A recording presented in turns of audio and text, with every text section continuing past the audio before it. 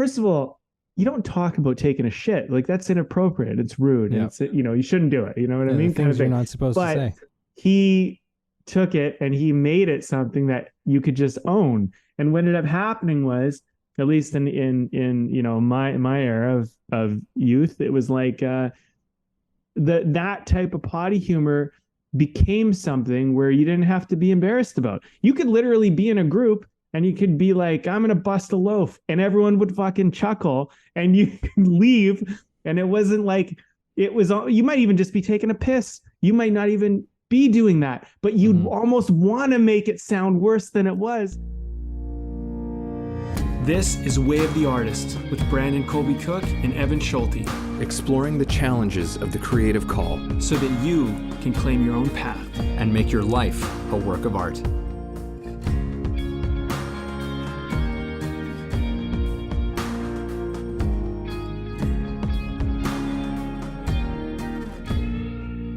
Welcome to the show, everybody. Podcast time, Evan and me. And we said, let's take a run at comedy. Let's talk about it. Yeah, life gets serious, and comedy is such an important thing to have in your arsenal to battle life and to deal with it and to manage it and, just to have a good time. So we wanted to take that on. And I think also one of the things that spurred this conversation on was talking about comedy movies. So I think we'll get into that a little bit.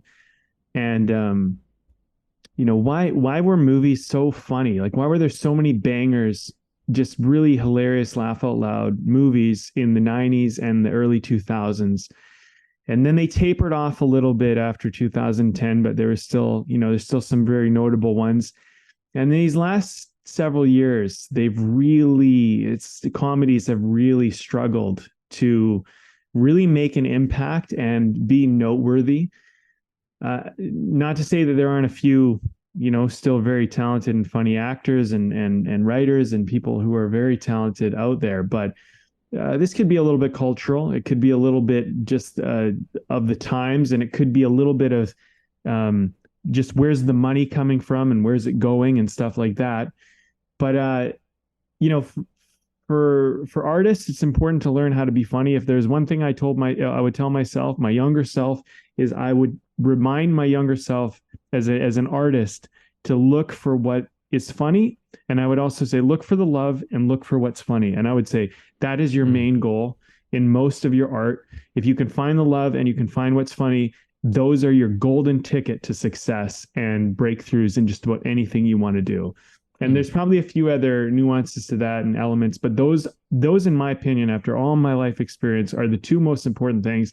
And side note, before I pass it on to you, Evan, I'll say in life, that is the most important thing too, love and what is funny, because life gets serious. And, I think it's really important to be able to laugh at things. And I think love is ultimately the answer, as maybe silly as that sounds sometimes. It really is. Everything comes down to love. And, I have a few ways I can prove that point, but I'll get to that later. What are your thoughts, Evan? You got anything you want to add? Those are some pretty spectacular opening comments, man. We're getting diving into some very deep feels there with comedy right out of the gate. And as you were saying, it's like laughter is the best medicine, as the saying goes. And it is there's just something, about having just like a really great, like just deep, uncontrollable belly laugh where, I feel like I had one of those a little while back. I was visiting with a friend. This was, when was this now?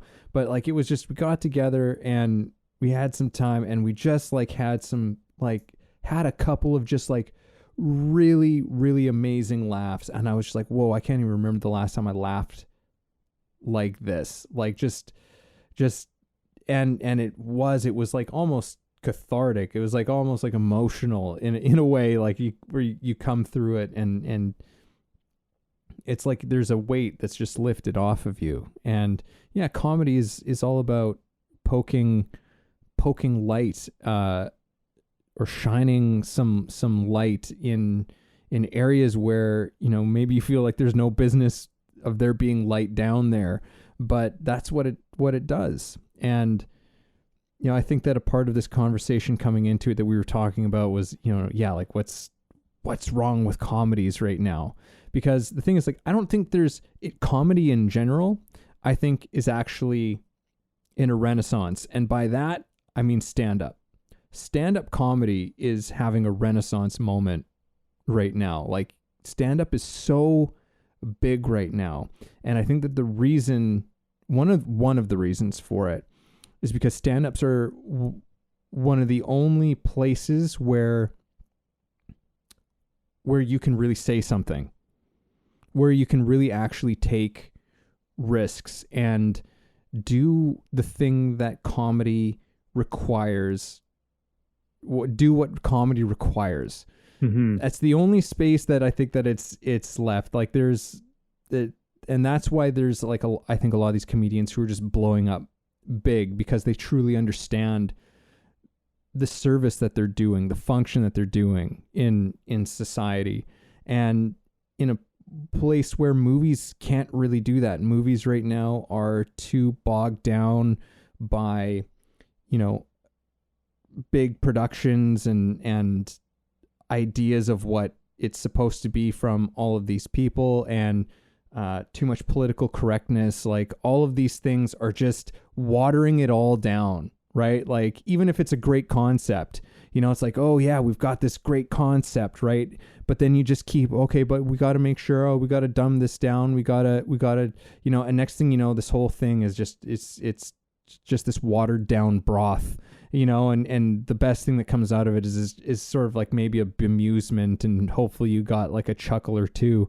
But the legitimate, like, rolling and rocking in your seat comedies are so hard to find. And look, comedy's always been a hard thing to do in movies, you know, even when in the heyday that you were talking about of like the 90s and early 2000s, where there were some really incredible comedies coming out, you know, yes, there were, but it's not like all of them were.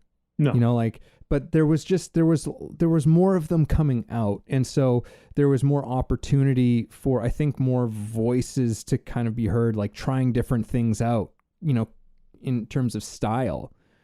Yeah. Right? Like, where you could have something like an American Pie, and then have something like an Anchorman, right? Two like similar era comedies that are so different from each other, wildly stylistically different in terms of what they were doing, but both extremely successful. And I think that, you know, the fewer comedies that are being made, right, there's fewer of those risks that you're able to take, right? There's too much, I think, almost overproducing the comedy, right? Really trying to sell it. So, and I feel like I'm just heading down into. I think I'm heading into a rant here, so I'll just cut myself off. Good catch, man. Good catch on yourself. Well, you know, I say this. You know, if you got to try to sell me on why it's funny, then it's not funny. Yeah, it's like anything. One of the first rules of comedy. Yeah, like you know, this. The other thing too is, with comedy, it's got to have a little bit of risk in it. It has to have a little bit. It needs to push the edge of something just a little bit, because, you know, I'll tell you what isn't funny: things that are safe. Yeah, things that are in the everyone knows zone. Like, I've heard that comedy is actually a form of learning, and that's why it's so rewarding and powerful, because someone does something, and it gives you something new. And you are surprised, and it's like when you learn something really cool and really interesting, you're like, oh wow, shit, I didn't know it worked like that, or I didn't know that's how it was. And comedy's like that. When people do something funny, you see a possibility on something that you never saw before, and you actually learned. And the elation of humor, that response of ha ha ha, whatever's coming out of you, you know, it's because you're having a cathartic release in your new awareness of what you now see that you didn't see before. And that's why it's so funny.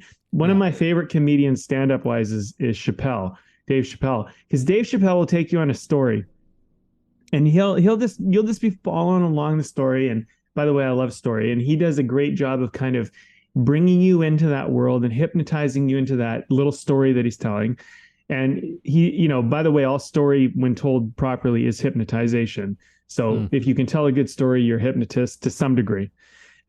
Because what happens is we actually get captured in the story and we go along with it. And once you get someone captured, they're going to be open to what that story provides, right? So he's great at getting you involved in it. And then what he'll do is he'll throw something at you and you thought it was going to go one way and it goes another. Now, all comedians do this very well, like good comedians do this well, but he does it particularly well.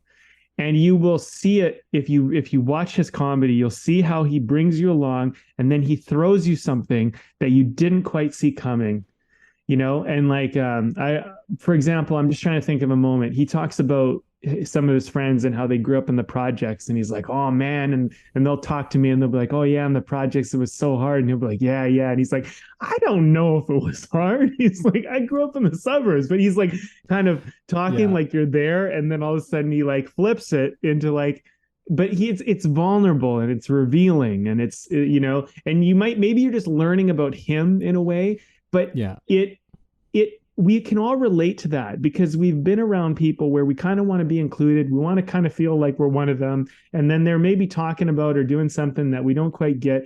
And he takes it into like, like I do that too. Like I'm a famous kind of guy, but like we're all like that. And it takes your guard down a little bit. And comedy does that.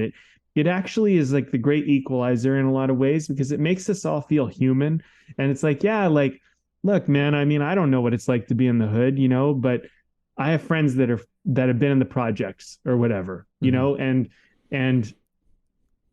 we can still relate, even though I don't know what it's like for them. You know what I mean? And that's kind of what comedy does in a way. It brings us into each other's world, but in such a nice way, such a gentle kind of like, not always gentle, but in such a fun kind of, and that's one of the things I love about good comedy. Yeah. And, something like that, just listening to you talk, I know that this is, as I understand, this is true of acting and in performance, is that it's funny, like I was reading a scholarly book on acting that our old teacher, Ted Whittall, recommended to me. And so just reading, like, these are all like professors of performance and acting and stuff like that, writing these very intellectual and researched papers on acting. And one of the big things that struck me from reading through this book of all these different papers was that for all of this intellectual pondering that has been going on for hundreds of years on acting and performance, it's still considered phenomenological, which is basically just a very fancy way of saying like we don't exactly get what's going on here. Well, like there's a lot of things that you can say about it, and you can say yes, that's true for sure, but it never quite. There's not necessarily. Nobody's said enough words or all of the right words to really actually capture what the whole thing's about.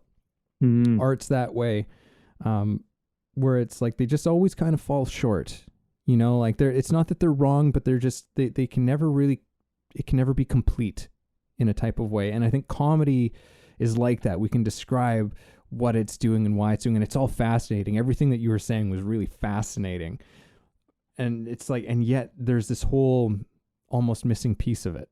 That's just like, it's this thing of people getting together to watch somebody say weird, bizarre things, and it does this thing to us, like you're saying, like there's a learning, which is a really interesting thing that's going on. But for me also, one of the things that's interesting about, especially like with stand-up, is you're listening to this person, like a good stand-up, you're listening to this person telling a story or taking on some sort of a topic or whatever it is. And it's like they give you something unexpected. You know, they give you that surprise, as you were saying, like and you get it, but it's like you had that perspective too. You know, when a joke hits you, it's like, because you have that thing of like, totally, right? Like you just, yeah. but it's like a perspective that you never knew you had, that the comedian tapped into That's a really right? good point. And they've shared it with you, and they've said it aloud for you in a way, just as in a way, like, you know, for actors, you know, one of the things that is said about acting, and one of the things that acting does, is that people are able to experience emotion through somebody else, right? Like you're able to maybe allow yourself to feel a little bit of an emotion that you don't normally allow yourself to feel, right? And the actor can help you feel that. They can go to that place and help you feel that for you, right? And in the same way, I think that comedy's kind of like that, but it's like it gives you a different kind of catharsis. It almost gives you a bit of an intellectual catharsis, where it's like, totally, like you have that thing where something just clicks and you go, yes, like you just said something that's so true for me. You just said something that, even though I could have never thought this thought in the way that you just expressed it, I completely understand it. Like I completely understand it as if it was my own, which is an interesting thing about comedy for me as well. And before I hand it back off to you, you know, it's funny you brought up Dave Chappelle, who's one of my absolute favorites, one of the greatest of all time, and I'm just going to throw on another controversial comedian into this, who I think is fantastic, but Louis C.K. And I was listening to, I listened to a bunch of podcasts that he appeared on, I don't know, a few months back, I guess. And if you listen, I highly recommend it. It was, I mean, he does a lot of really terrific interviews, but the one I'm thinking of in particular was on Your Mom's House with Tom Segura and Christina P. And at some point, he really broke down, essentially he said, like, what, like the basic sort of nuts and bolts of what comedy is. And he said, comedy is all about saying the things you're not supposed to say. And he says, and there's a few different things that you're not supposed to say. Like there's things that you don't say them because they're just silly. You know, like there's things it's like that's silly. Why would you, like, in normal life you just wouldn't say it because it's just silly. There are things that you wouldn't say because it's like a self-deprecating joke. It's like, you don't just say bad shit about yourself, right? And it's like, but that's a thing you're not supposed to say. And then there's the cultural things that you're not supposed to, the stuff that no one's supposed to say, but then you say, and I think there was another one in there, and I can't remember what it is, but I thought it was really, I thought it was really, it was a way of thinking about comedy, or an understanding about comedy that I had never thought of before. But I think it's so absolutely true what he's saying. Like comedy really is about saying the things that you're really not supposed to say in all the different kinds of forms. But in that space, right? In the space of, you know, a stand-up comedy room, or even in a theater, right? In a movie theater, if you're doing comedy, that there's that agreement that everyone shows up with, that at least you're supposed to show up with when you go to see comedy, that like, hey, in this space for the next however long, we're agreeing to participate in saying the things that you're not supposed to say out there in the world. And I'll leave it on this. There's like where I think that is essentially the problem with comedy movies right now, is that it's not being bold enough in saying the things that it's not supposed to say. It's too concerned with the things it's not supposed to say. And so it's not funny anymore. And and that's why it's like, you know, some comedies don't age well at all. Like, I totally get that. There are things that it's just like, ooh, like that is cringy bad. I still don't think that that means that you're supposed to like go back and correct these things. And, you know, in terms of like actually editing old movies and cutting stuff out, I think that's like, you know what, let it just be a marker of how far we've come and see it for what it is. But I mean, there's comedies like those old comedies where, you know, they still do hold up in the sense that you're like, oh, wow, you're really not supposed to do that. You're really not supposed to say that, but you're doing it. And at the time you weren't supposed to do it either. You know, it's not just that now that's not appropriate. It's like, it wasn't appropriate then. Right. But that's in a way, that's the point. The point is that it's not appropriate. Otherwise it's not funny. Mm-hmm. Yeah, I think, you know, well, there's so many things to comment on here, but let me just start with one. I don't think we should be going back and changing and rewriting history in any form, have it be comedy or art or anything. Like, I don't think we should be going back and doing that, because here's the thing. People don't remember they don't know that it was changed. Given enough time, it's just like, oh, that's how it always was. And, you know, if you don't like the past, then, you know, all the better to change it, and all the better to look at where you've come from. But if you rewrite history and you change things, you have no history. And you know, you don't want to give anyone that power, because good intention even can sometimes be the worst thing that can ever happen in the world. A lot of people do really bad things with good intention. And it's important to remember that sometimes your good intention, no matter how good intended you are and how much you think you're right and how much you think you're doing something good, that you don't know what the repercussions of your good intentions are. And so to be very careful about that. And the other thing too is not everybody is actually moral and ethical. And the sooner you learn that lesson in life, the better off you are. I swear.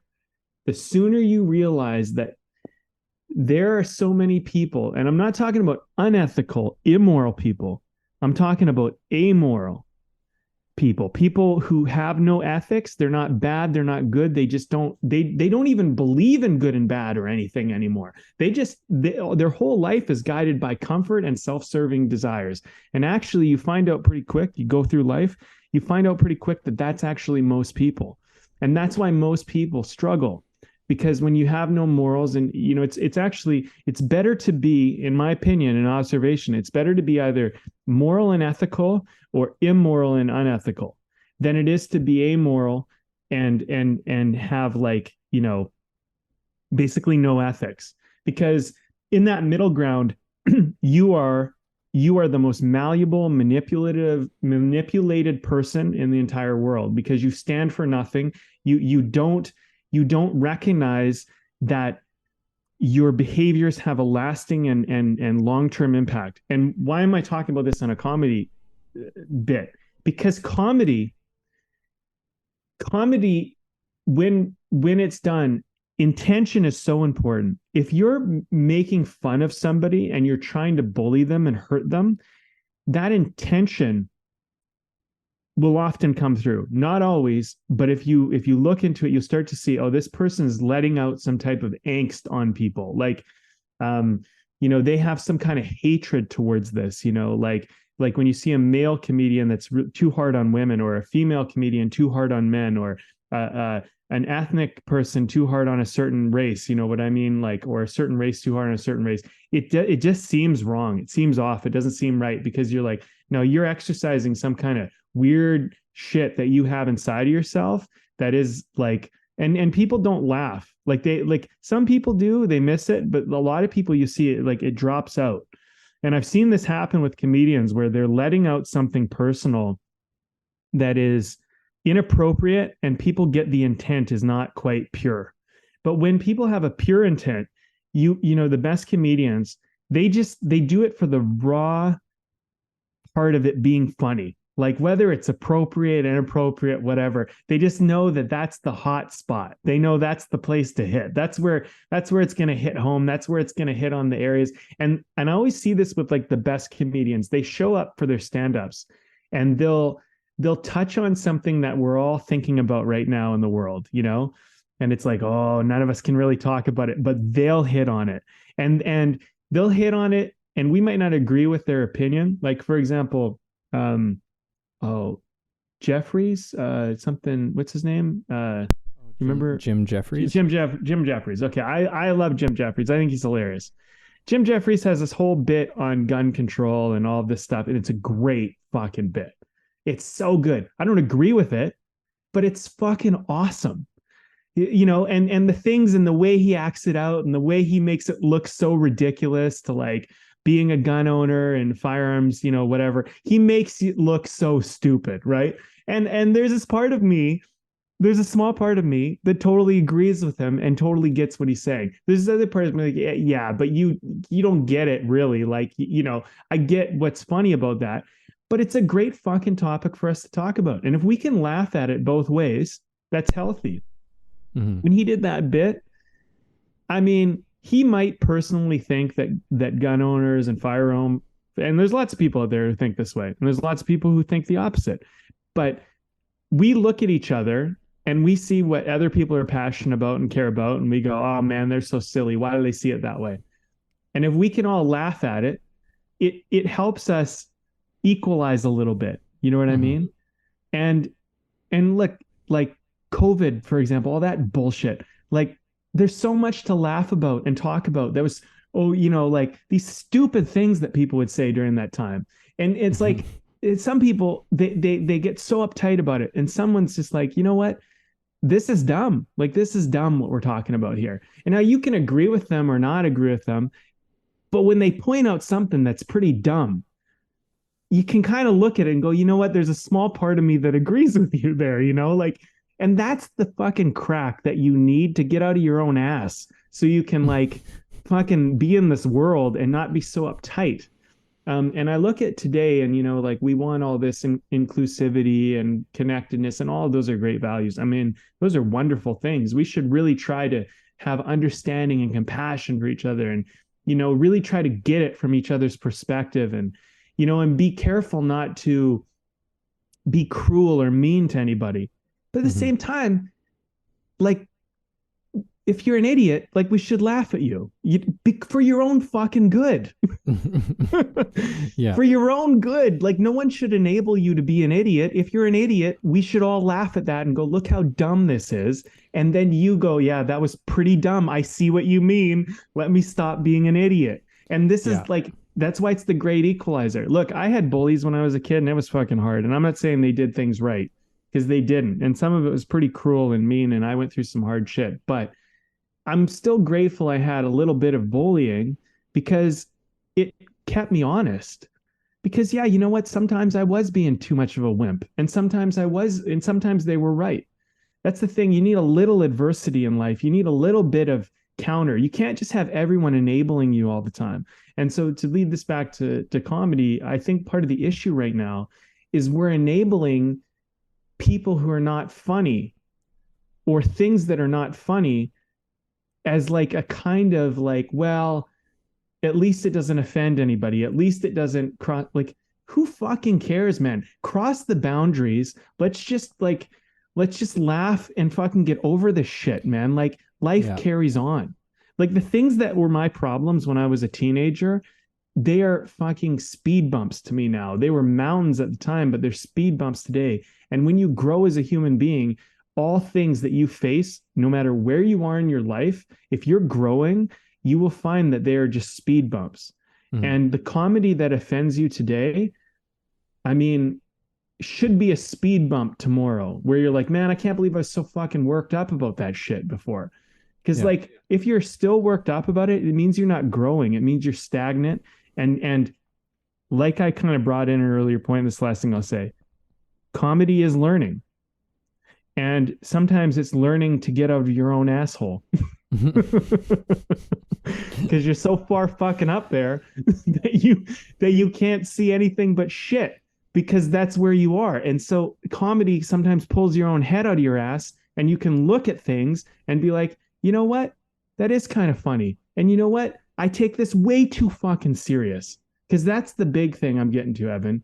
We take things way too fucking serious. Yeah.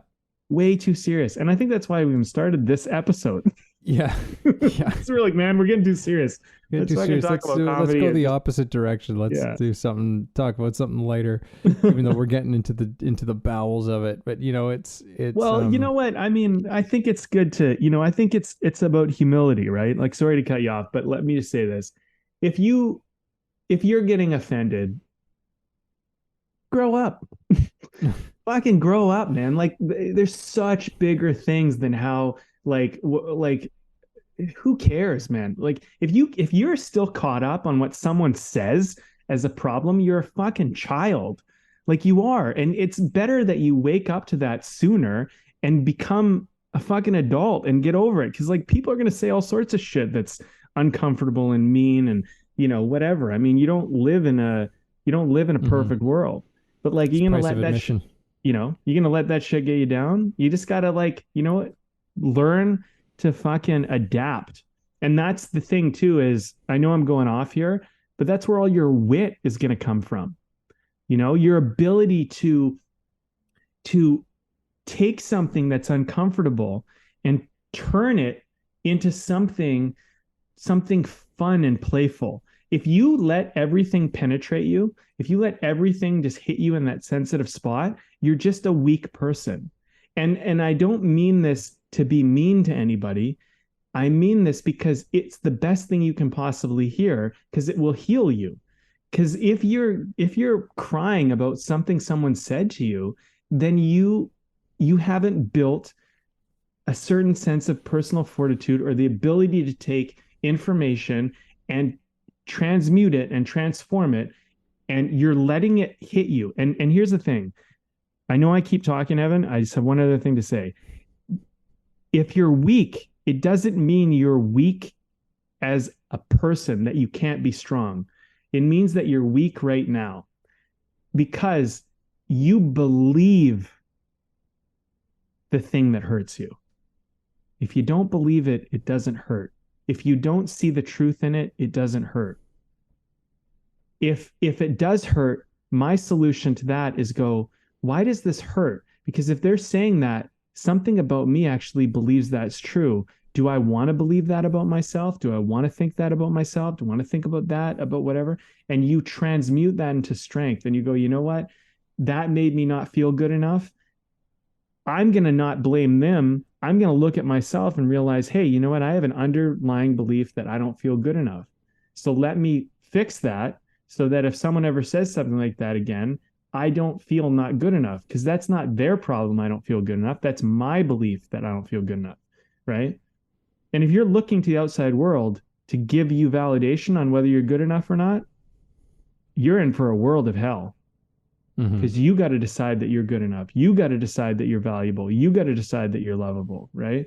And so comedy, it's a real wonderful sword. It hits you, Yeah. sometimes it's really it's a sensitive thing, right? But Well, yeah, I know that one of the it's not really like a rule, but it's like one of these wisdoms of comedy or for comedians if if nobody's offended, you're in trouble.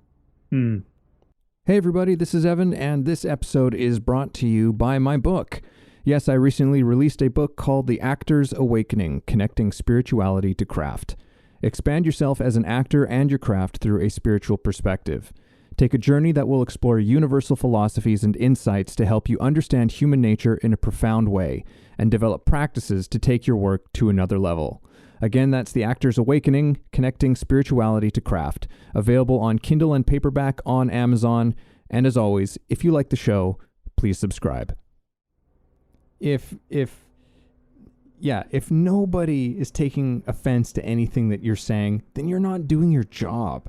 Yeah. It means you're not pushing hard enough, right? Into it. So I mean, I think that there's a part, and hey, don't get me wrong. Like I watch stand-ups. Like I watch a good, not so much in person, but like I definitely do watch a lot of stand-up on TV, and there's stand-ups who make jokes that I'm just like, that's just whatever for me. Like it doesn't really hit hit me, and I can recognize to a certain extent that it's like, well, I just don't actually like the jokes that you're making don't actually hit the same sort of perception for me. You know, they don't give me that thing of like, oh yeah, I've thought, you know, you're saying something that I think, right? You've articulated something that I've been thinking. It's like that's usually it's a case of that. But the thing is, like, to fly off the handle and just be like, oh, you're saying this thing, you're an asshole, you're a fucking, you know, like da da da, like that kind of stuff. Is like, it's so stupid to me, because like for me, I just go, you're just not my kind of comedian. Yeah. Like, you're just like, it's like, that's it. Like, it's as simple as that. It's like, yeah, I know that you're not really my taste. Whatever, that's fine. You know, like, but it's not like some sort of personal grievance or personal attack on me.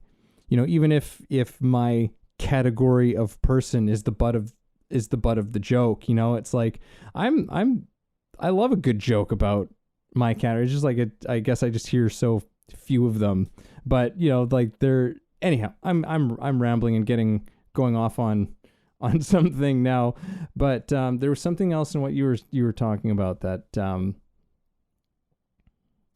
yeah, people got to be offended. I mean, that's part of it. Oh yeah, I was thinking of there's this professor, I can't remember where he's at, you know, one of those big universities,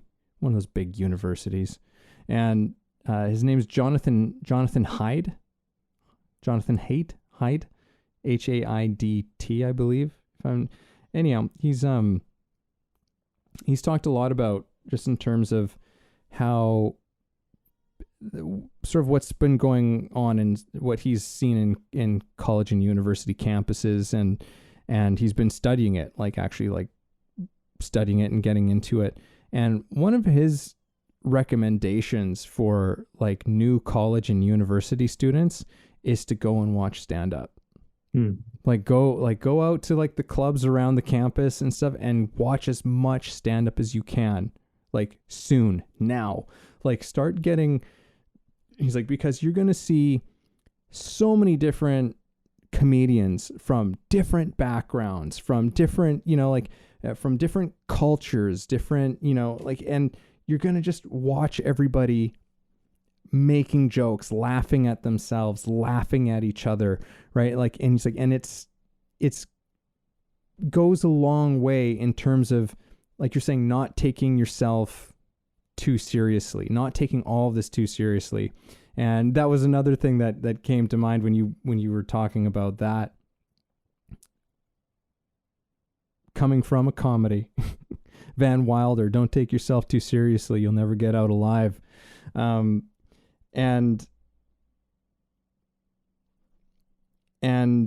also our good friend Alan Watts, you know, like he's brought up, he brought up a question, which he was proposing it as maybe one of the ultimate philosophical questions, which is essentially about life. And that question is it serious?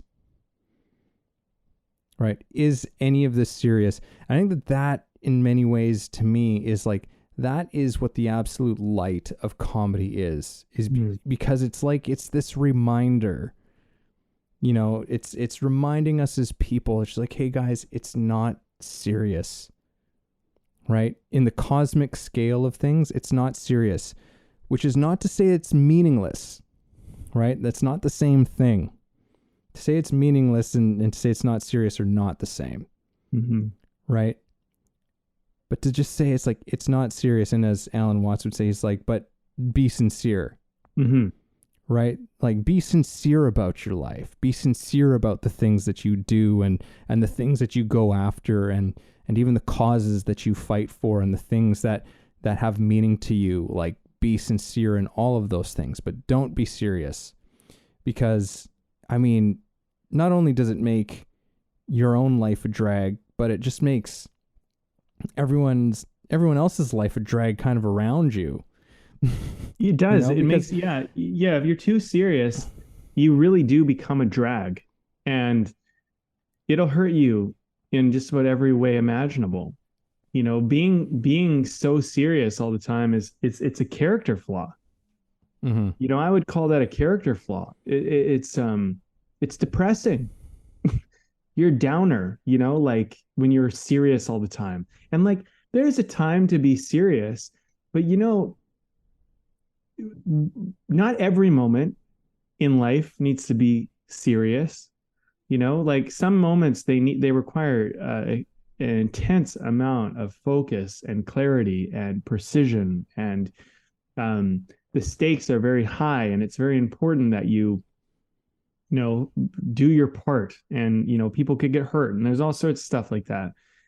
But everybody has some time off of that, you know and if you're serious in that time off, I mean, that's a character flaw. That's a problem.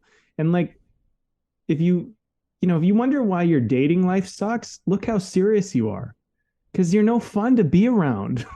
Mhm. Like, holy shit, like, relax. Yeah. You know what I mean? Like, lighten the fuck up. You know what I mean? Like, it's like it's funny because, like, man, when I was younger, I used to be a little bit more serious. I remember when I was in my teenage years, I was more serious. And if I would have just lightened up, I probably would have experienced like maybe a fraction of the bullying that I experienced. And you know what? Like I didn't know any better. And and the thing is here's the thing about bullying. You're always being bullied. It's just a matter of, are you registering yourself being bullied or not? And for people who are like, well, I've never been bullied. Yeah, because when you get bullied, like when someone gets bullied, here's the thing. This is my opinion, observation, and I might not be fully complete on this thought, but let me present an idea. The kids who get bullied are usually the ones that actually take that shit seriously, because I always notice the kids that could laugh it off, and the adults that can laugh it off, they don't get bullied. It's like water off a duck's back. It's just like Mm. boom, they just deflect it. It's like they navigate it, they flow with it. They're like someone gives them some jab, and they kind of dodge it and jab back. It's like it's just this fun play, and it creates what's called banter. But Mhm. but kids who take shit too seriously and adults who take shit too seriously they have no banter. They have Yeah. no ability to like jive and move and adapt and go with it, right? And what you become is a boring sparring partner. And you got to think about it in friendship and dating. It's all the same shit. It's really just kind of a bit of a boxing match or a bit of a sparring match. It's a bit of a you kind of go like, hey, I want you to do this for me, and the person might go, yeah, sure, I'll do it, or the person might go do it yourself, or what do like, you know what I mean? Like there's a play all the time, and people who are like super accommodators that take everything serious all the time, as an example, they get walked on because they're always like, oh, like they're always trying to do everything. And like when you start kind of jabbing back a little bit and going, nah, do it yourself. You know what I mean? Like, whatever, you kind of, and you might do it wrong. You might do it poorly in the beginning. You might suck at it. But the thing is you start playing, people respect that, and they go, oh, I can't just walk over this person. I can't just push and tell them what to do. And I can't just say something and it just gets to them. Like all of a sudden, like my shit, the buttons I'm trying to press, they don't work. Mm-hmm. And that makes the person have to look for new buttons, and they get creative. And then that creates an engaging relationship. And Yeah. by the way, we're always trying to push each other's buttons. And we don't even mean to do it. Like we're not manipulative people necessarily. Some are, but most of us are just trying to kind of connect. And we're going like, if I do this, you like it? Okay, I'll do more of that. Or I do this, you don't like it. Maybe I do more of it just because I like your reaction. Or maybe I do less of it because I don't want that reaction, right? But we are always responding and jiving and kind of, working with each other. Yeah. I mean, comedy is a place that we play, right? Mhm. Like especially as you become an adult and you do less sort of, play like you would as a kid. Like comedy is one of those places where you play, with wit and jokes and humor. And, it's not really a surprise that people who, like if you look at like dating sites and stuff like that, or what people are looking for. It's like people like so often it's like I want a person with a sense of humor. Yeah. Right. A person with a sense of humor, because a person who can't take a joke is just insufferable to be around. Right. And there was something else. There's some, because you're talking about the bullies, like kind of a thing. And, it's in some ways it's hard to, because, sometimes people just aren't equipped. No, with that. I mean, that's, you didn't, and you you young didn't kids, have, I mean, that's the hardest and part, kids, right? it's They don't really know. tough, but yeah, you do certainly, you hear, because like I was dealt with a lot of bullying in my childhood as well, and some of it was like, I think I was in some ways, in some situations, I was too scared to deploy the tactic of humor. But what's interesting is that because I was in acting, and because, for a very long time, I was like the shortest kid.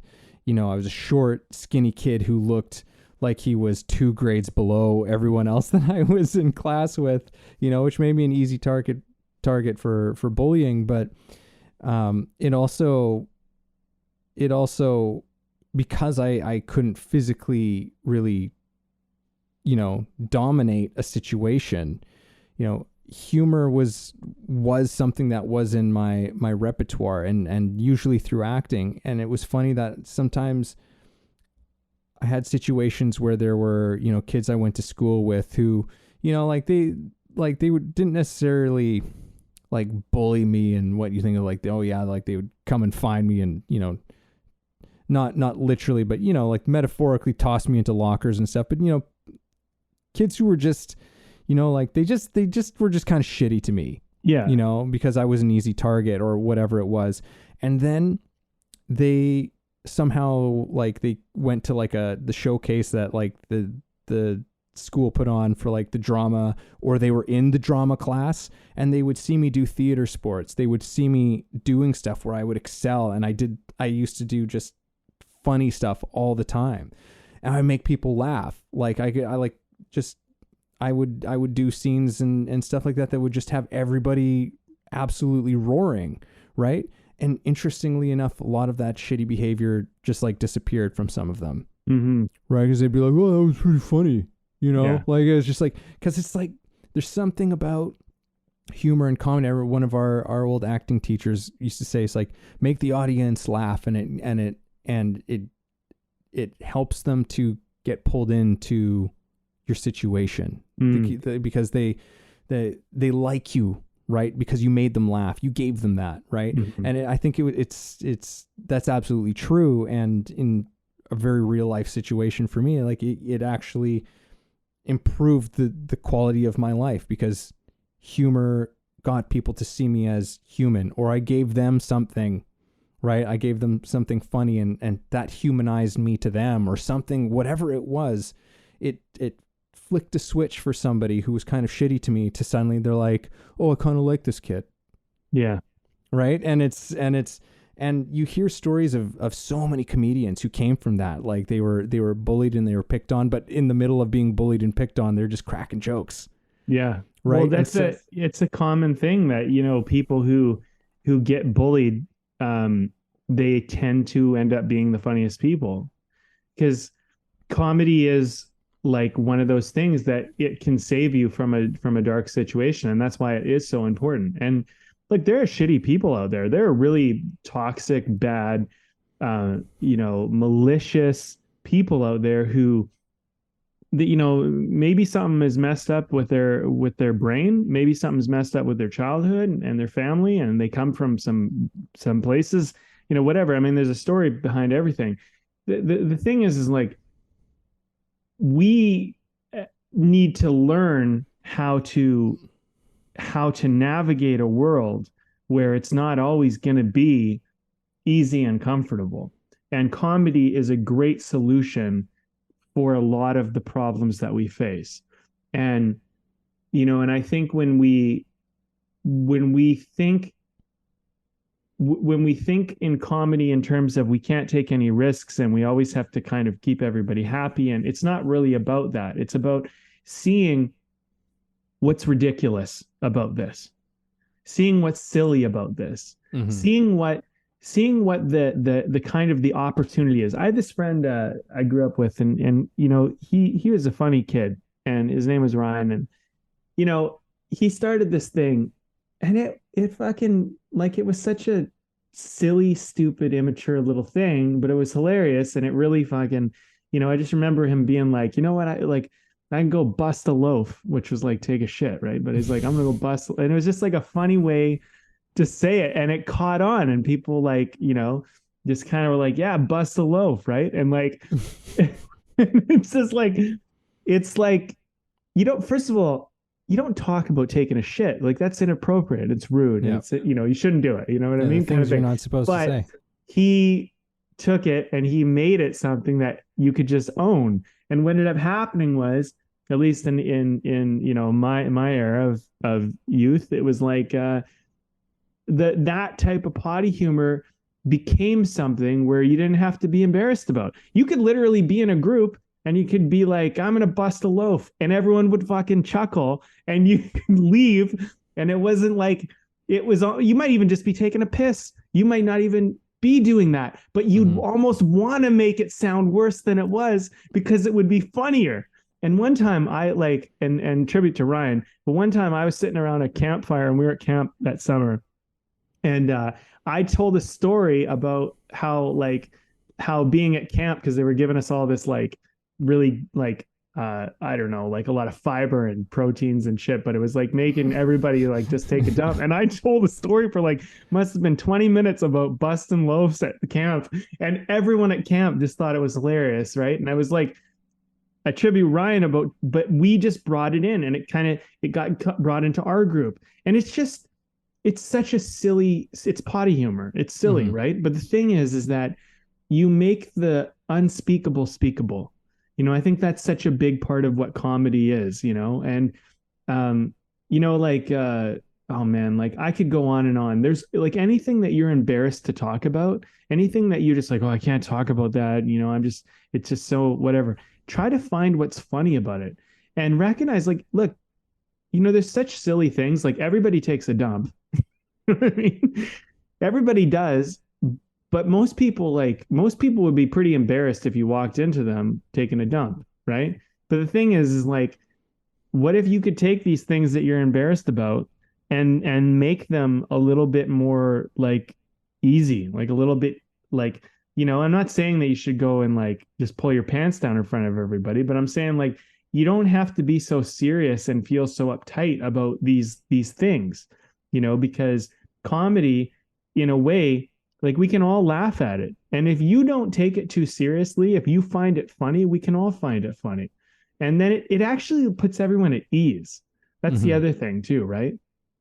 You know, but I think one of the things that a lot of, just to kind of lead off your point, one of the things that sometimes the kids who don't like say mature as quickly, especially as guys who aren't physically as big right away, they become highly valued in the group. And there's actually a class system for, they call it the omega male, which is the one who comes in. He's not like running the show. He's not the guy like who's like the star athlete or the football captain, you know, or any of that shit. But he makes everybody laugh, and he kind of becomes that role. And the omega, and I'm sure it can work to some degree with women too, but the omega in some ways can become the pack leader because they're so fucking funny. Everybody ends up like listening to them and looking to them, and they're the smallest person in the group. From a guy's perspective, that's pretty important early on because physicality is such a big part of our lives. But like the small guy can become a leader because everybody kind of sees him as the guy that lightens the mood, that makes everything funny, that brings a good time.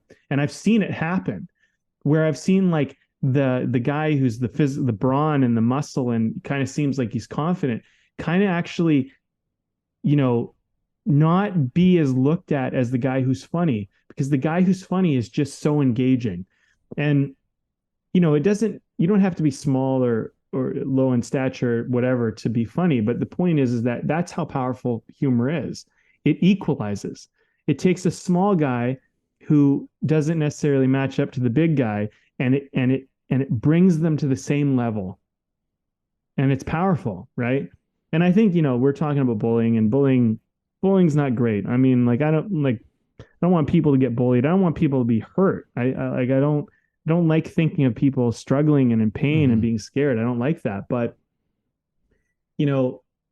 the thing is no matter how much we try to stop bullying will always exist. It's just a reality of this world. So what we need to do is we need to prepare people for a world to deal with bullying, not stop bullying.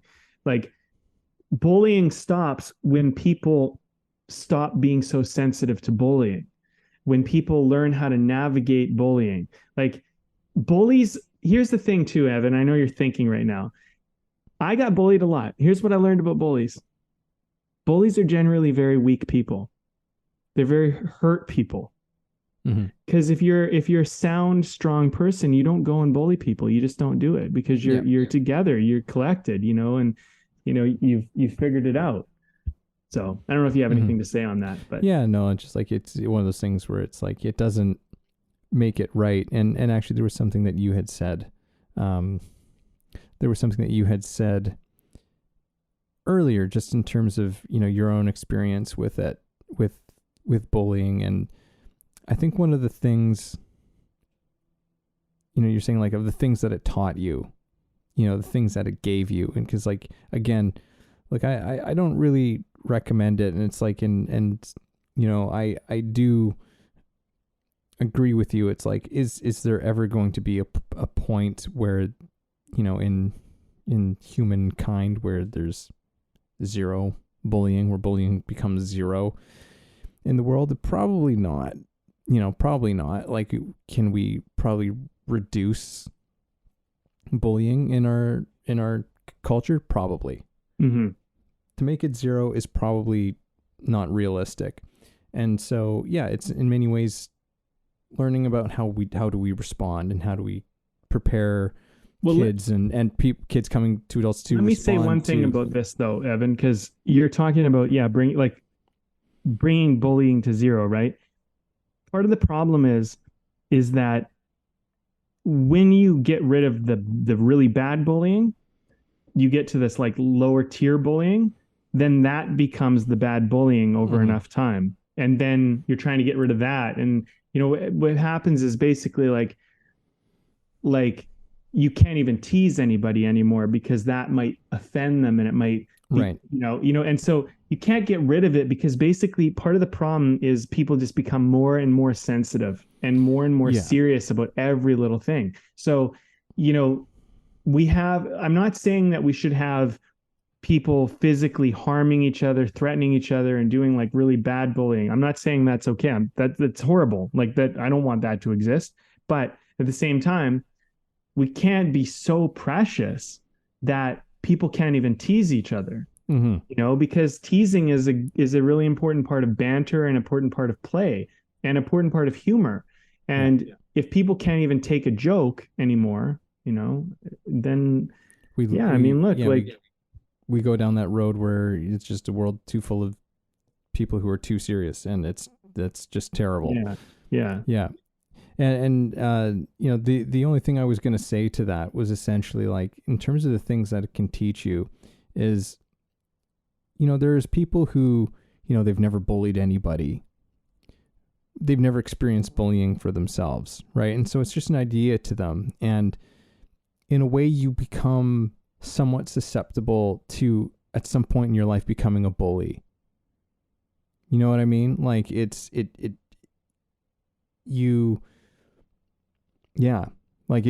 can become susceptible to that happening to you in some form. Whereas somebody who's actually been bullied knows why you don't do it. You know what I mean? Like, you genuinely know there's a wisdom. It's like, no, there's a reason why you treat people in a certain way, and you talk to people in a certain way, right? And you come in with good intentions, and you respect people, even if you're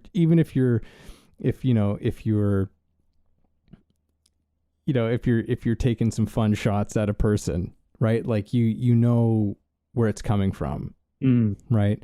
and that difference, because I think that's one of the things with comedy for people to ask themselves is like, is this person trying to just be malicious? Mm-hmm. And that's where I with a lot of the comedians who've been called out for some of their jokes over the last number of years, I just go, it's like, this is not a person being malicious. They're making jokes. Like, they're making jokes. They're trying to poke fun. They're trying to make light of a situation. And some people don't think that, that there are certain people who that this should not be allowed for. And the comedians in return respond to, it's like, no, everybody is, when it comes to being a comedian, everybody is fair game. Yeah. Right. And there's a difference. You can tell the difference. Like, I've heard comedians who have just been malicious, and it's dark and it's ugly. It gets dark. Yeah. It's like you can you feel it. It's like this energy just descends into the room, and you're like, no, that's just hateful. Mm-hmm. Right. And that does exist.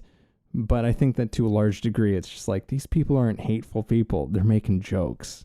Right. And they're making jokes about this because it's a hot button issue. Right. Yeah. Because it's one of the things you are absolutely not supposed to say. You're absolutely not supposed to talk about. So what does the comedian do? They talk about it. And they keep talking about it and keep talking about it because and the more you don't want them to talk about it, the more they should talk about it, because that's the game, right? Is like, yeah. And the more they will. Well, look, we've had a good chat here, and I wanted to get into movies a little bit.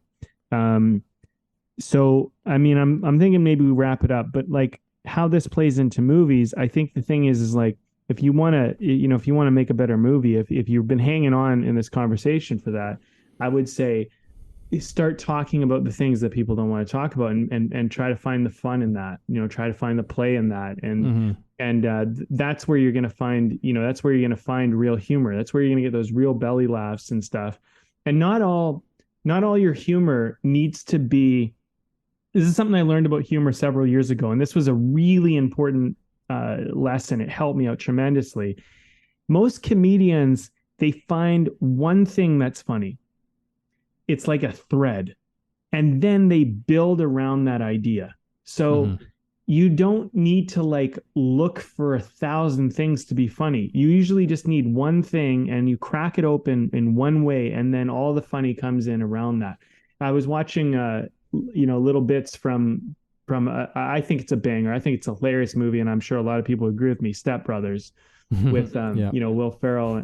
Anyway, they're great, and it's a great comedy. There's so many funny things, but like, if you watch the bloopers, you can see them playing with ideas and trying things out and flirting with this and flirting with that. And sometimes like they'll say stuff that isn't even, it's just the way they say it, that's kind of funny, right? And I think that when you tap into a sense of humor, when you get on a thread, so the thread of, I would say, of Step Brothers, if I can just finish this thought, is that it's two like 40-something-year-old guys that still live with their parents, and their parents are basically getting remarried, and they have to like be stepbrothers, but they're 40-year-olds, and they're acting like they're like 10-year-olds. And that's the funny thread. It's just these guys don't have their lives together. And you could probably say there's a few other threads in this whole mix of that. But then from there, we have the basis of this movie. And then they start playing on like inappropriate things. And sometimes it's just, and it just grows and evolves into something great. So, Dumb and Dumber, another two idiots who are going to go on a road trip to like, find this girl. And like, and then everything plays upon the idea, right? And anyway, so that's what I'll say. And before we share a beer, I want to share one other thing. I mentioned at the beginning of the podcast that everything comes down to love and humor. Ultimately, those are the two things that we as artists should build in their life, and I believe also people should build in their life. If you ever need to get emotional as an actor, don't think about some sad thing that happened to you. That's not really going to work. That, in my experience, that always deceived me. I was like, oh, yeah, think of a sad moment, and like then get emotional, and it like never fucking worked. It always let me down. And every once in a while it would, and I thought maybe it was it, but it never was. What I found was it was the love. if I could tap into how I love that person or had love for that person or whatever, then the emotions would all of a sudden fill in. So, if you're thinking about somebody who passed away, for example, don't think about them dying and like, oh, like it died. That was so hard. Think about all the loving memories you projected into the future that you guys never got to have together. Think about all those past loving moments that you had that you'll never have again. That's what's going to make you sad, not the actual dark moment. And I find a lot of actors, they get caught up in this. Oh, I need to get emotional. I need to think of this hard moment. It's like, no, the moment actually has very little to do with it. It's the life around that moment. It's the love around that moment. So if you fill out the love in your life, here's another thing. You'll be talking to someone, and if you fill the love out with them, you'll start to see that, hey, you know what? This might be the last conversation I ever have with them in my entire life. And just think about how you'll treat that person if you knew it was the last conversation. Think about how they'd feel if you communicated to them like everything they said might be the last thing you ever heard them say to you. They would probably engage with you so much more. That's what I'm trying to point out here, is like love and humor, they are master keys to your success and rich life.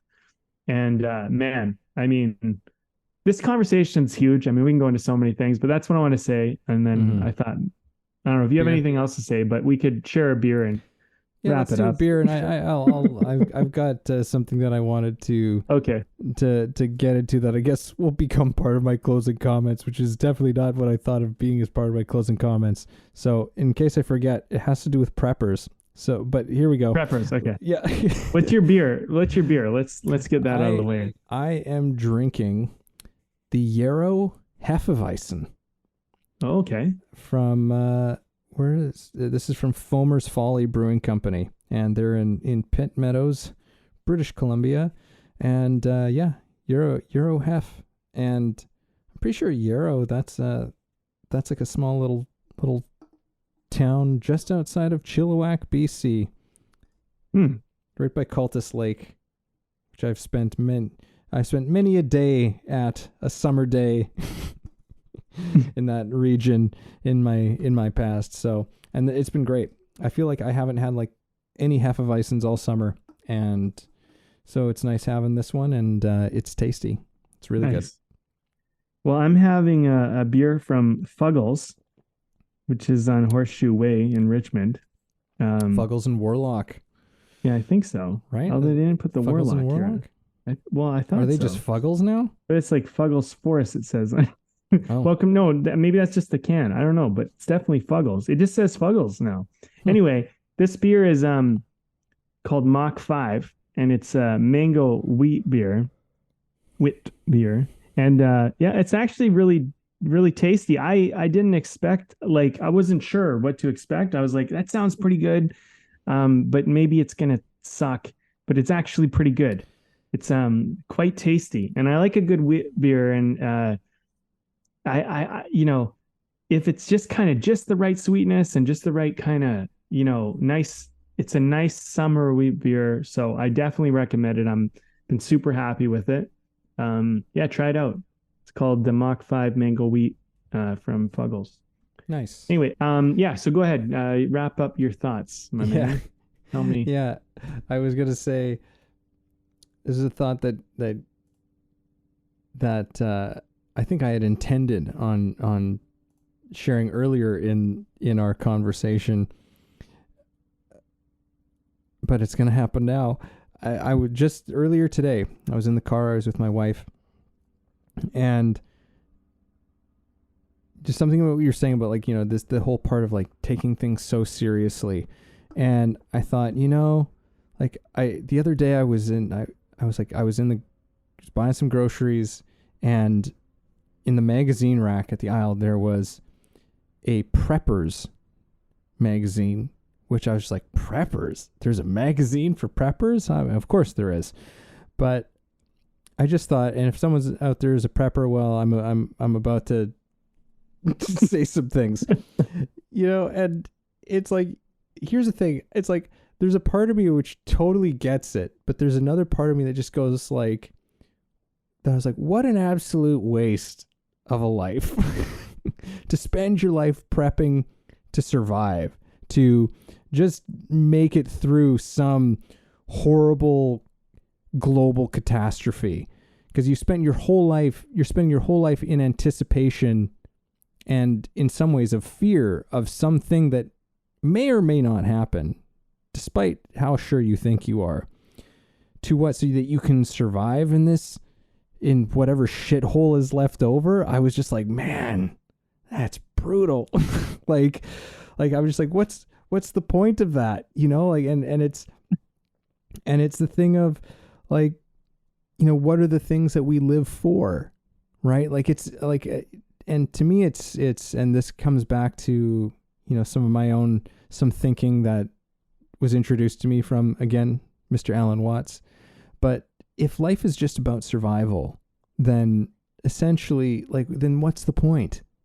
Right? If life is just about going on and carrying on with this, that's that whole taking things seriously mentality, or it's just like everything becomes a drag because it's just about, we must carry on, we must go on. And it's like, but that cuts us off from some of the best things in life, which are completely superfluous in so many ways, and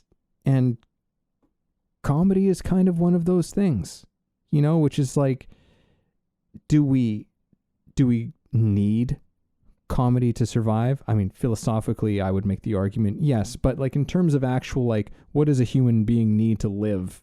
It's like, it's not comedy. You need food, shelter, clothing, right? Those are things that you actually need. But if that's all it is, then it's like, I just don't think that that's the point of this game of life that we're involved with.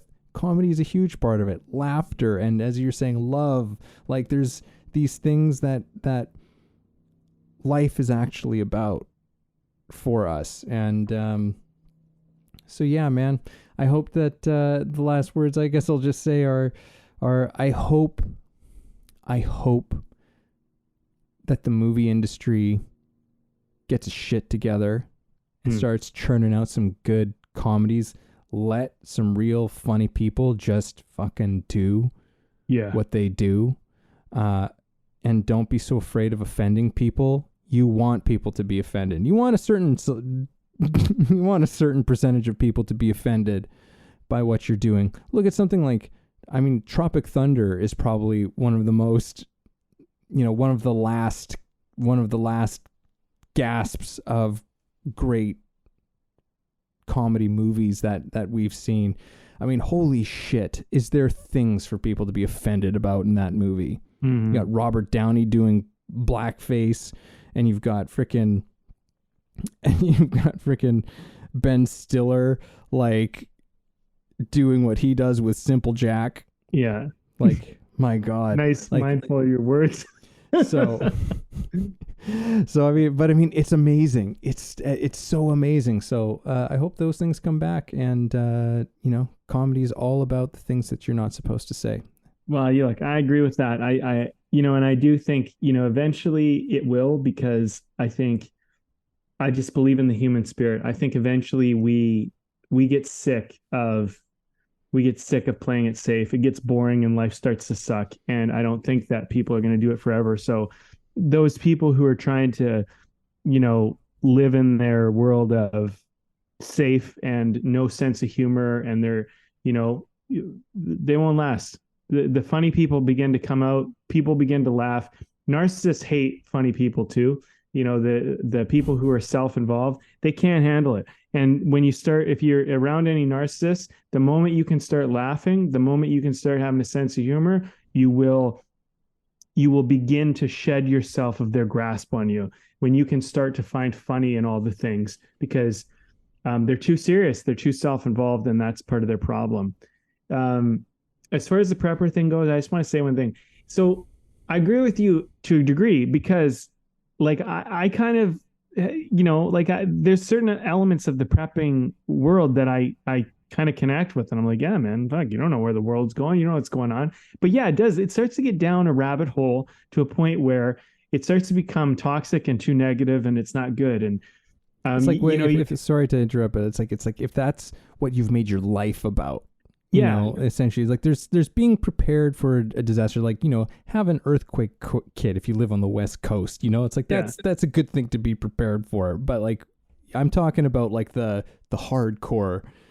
Just to be clear, Evan, how hardcore are we talking? Because there's hardcore and then there's hardcore. It gets pretty extreme, right? But the thing is like, I think there's a certain amount of, here's the thing, for the preppers, from what I understand about the psychology of it, is like there's a certain amount of, if you need to protect yourself, if you need to be self-sustaining and people start abusing power, then it's good to be set up to some degree so that you can, so that you can essentially stand up to the bully, because their tyranny is real, and we live in Western culture, and we, a lot of people are under illusion that, oh yeah, we figured all that shit out, tyranny will never happen again. Wrong. Tyranny can happen at any point, at any time, and it usually happens to people that take their guard down. So the people who are preppers, there's a certain part of that mentality which is like, look, they're the ones that are saying, hey, wait a minute, guys, let's not get too comfortable. Some people are getting a lot of power here. Let's kind of keep them in check, and let's not just give them everything and let them decide our lives. Let's retain a certain amount of freedom, or a certain amount of self-sufficiency. But there becomes a point where if your life becomes all about that and you're not living your life, because I've seen this with people, and I have some good friends that are like this, and it's like, yeah, but like, look, I mean, you're getting prepared and you're spending every dollar on this stuff. Sure. Okay. But like, have a little fun right now, like life's happening now, and don't forget about this moment. Cause and I've seen the negative effects that it can have on people, because it actually starts to get them kind of depressed, and it gets them down, and they get too serious. So it's a balance. I don't think you should be careless. I don't think you should just be like, whatever happens, happens. I think there's a certain amount of, plan for a rainy day to some degree. And some people are going to plan for more. But on the prepper thing, there's one other thing I got to say. Some people find great purpose in prepping, and that gives them a certain sense of like vibrancy in their life. If that's you, then yeah, like it's your hobby in a way. It's your passion. Great. If it's giving you vibrance, then by all means, I think engage in it, indulge in it. That's fine. But if you're suffering about it, like, oh my God, the world's going to end, the world's going to end, the world's going to end, and you're just constantly in anxiety and stress, then maybe it's not a healthy endeavor for you. And you need to pump the brakes a little bit, because you go down this road of prepping, and you eventually you're like, you can't be prepared for everything. You just can't. And that's, that leads me back to my other thing. Artistry is like that. And humor, we're often not prepared for. And that's the thing. We're trying to make a world where we can prepare for the humor that's about to come. And it's like, no, when it's funny, you're not going to be prepared for it. That's why it's so fucking funny. So, so take the kid gloves off in life. Learn to take a punch, learn to roll with the punches, learn to spar a little bit. And that's comedy, man. That's fun. And don't think, and this is where the love comes in. Don't think that you're going to see the person that you love the most in the world tomorrow. Don't ever think that. That's lazy, So start appreciating people, and start looking at things like every moment is the last one you might ever have. And you know what? When someone cracks something funny, embracing it, it's glorious. We found something humorous in the moment, and and that's a good thing. And so I say, like, play, have fun. Love, play, have fun. That's the best thing I could say moving on from this. And if I was to give myself any advice, which I always like to send off everybody else, but I would send myself off today, and I'd say, Brandon, play, have more fun, love.